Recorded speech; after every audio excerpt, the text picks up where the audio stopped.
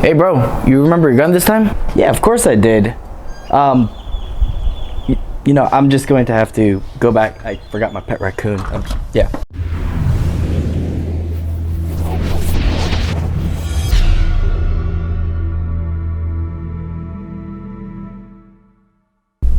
What is up everyone? Welcome back to another video from Ragua-V Concepts.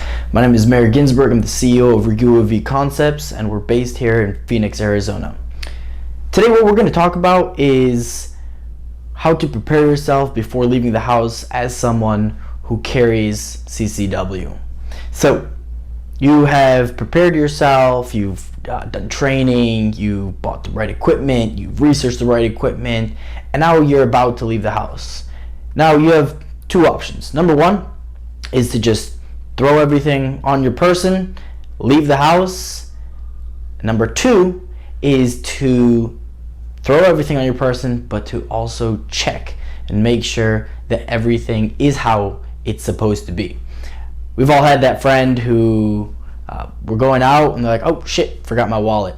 Maybe it was fake, maybe it was real, but when we leave the house, we tend to forget certain things. And the last thing that we want to do as somebody who's carrying CCW is forget that we didn't load the gun or forget our spare magazine. So today what I'm going to talk about is how to prepare yourself before leaving the house. Guys, it sounds like it's going to take a long time. However, it's just going to be a couple of minutes. Anywhere from 2 minutes to 5 minutes tops. And that all depends on you. So the first step that we're going to do is we're going to check to make sure that everything on the gun works. Now, if you have a built out CCW weapon, then you're probably going to have a light, irons, and a red dot. So we're going to start off first. Personally, I like to start off first with the light. So what I'm going to do is I'm going to make sure that all functions of the light work. I'm going to, so this is a Surefire X300U, and I'm going to turn it both ways and make sure that it works. And then I'm going to push it on both sides and make sure that all the buttons and all the functions work. I'm also going to be checking to make sure that the brightness is at a setting that, or the batteries are putting out the right output for the light. If the batteries are dying, then I'm going to have to change them. I can check this. I have checked my light before I went out, realized that my batteries were dead. One of my batteries crapped out on me, so I had to change it. So it was a good thing that I did that check and caught it before it happened. Next thing that we're going to check is going to be the irons. We've all had that friend who we go to the range and they're shooting and they're like, oh, my shots are off, and you check the irons and the irons are pushed all the way over and like, oh, I don't know when that happened. Guys, if we check the gun, we're going to be able to see if there's something wrong with the irons. I have a red dot. Red dots are incredibly, depending on which one you get, red dots are incredibly durable. So do I need the irons? Honestly, highly unlikely, but it's a backup option and I'm going to make sure that they work. So what I'm going to do is I'm going to physically check them, make sure that they don't move. So I'm just going to push it over here. I'm going to make sure that it's straight, and this rear iron sight, also going to push it a little bit, make sure that it's not moving, hasn't moved over. I'm going to make sure that it's aligned up. That's it. Super simple, just like that. Next step is I'm going to check the red dot. Now if you don't have a red dot, you need to question your life choices. Seriously. So I'm going to check to make sure that the brightness setting is at the correct setting for the environment that I'm going to, or whatever your preference is. Honestly, you just have to make sure that you understand how to operate the red dot. I mean, if you like it lower, if you like it higher, you just have to understand the consequences. That's it. All I'm going to do is I'm going to bring the gun up, I'm going to look through the sight, and I'm going to see that the red dot's on. That is it. The next step that I want to do is I want to make sure that I shake off the rust. I want to create good neural pathways.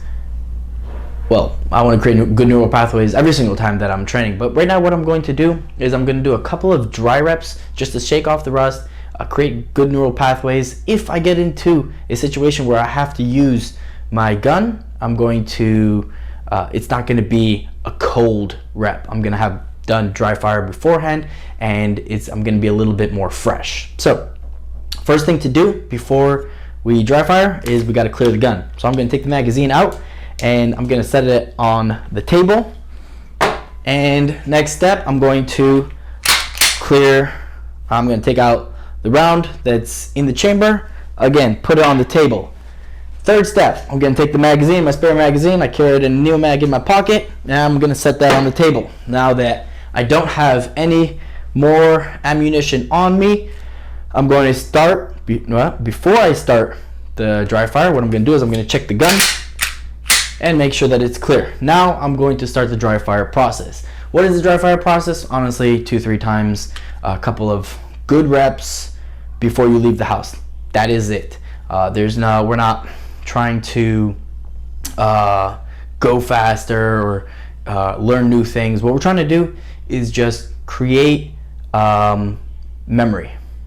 All right, we're trying to awaken that memory and create good habits. So all I'm going to do is over here 2-3 times, just like that. I'll do it another time, just like that. Couple of dry reps before you go out, just to shake off the rust. Now what I'm going to do is I'm going to grab my magazines and I'm going to set up again. All right, I have my magazine, spare mag goes in, and now I'm going to load up the gun. So put the magazine in and I'm going to load it and put it back into the holster while I top off the magazine. And all right, now the next thing that I want to do is I want to make sure that the gun is fully operational. So what this means is I'm going to do two things. One, I'm going to tug the magazine to make sure that the magazine is properly seated, and then I'm going to press check the gun to make sure that there's a round in the chamber, because the last thing that I want to do is load the gun thinking that I have a round in the chamber, get in a situation, draw the gun, malfunction, throws me off. I have to fix the malfunction, continue fighting. This is time. It could throw you off.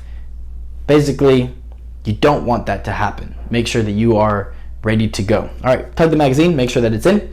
Press check, perfect. And then I'm going to put the gun back in the holster. All right, guys, this is the sequence that I do before I leave the house.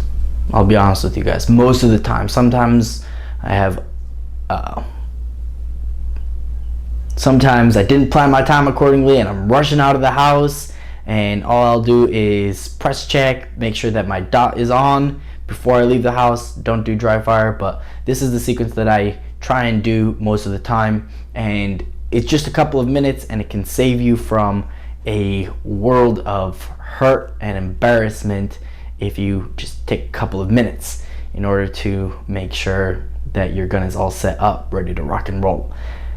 Now, if you guys like this video, obviously you guys know what to do. Like and subscribe, check out our channel, check out the website, check out the Instagram. We're everywhere. And check out our classes. Till next time, guys.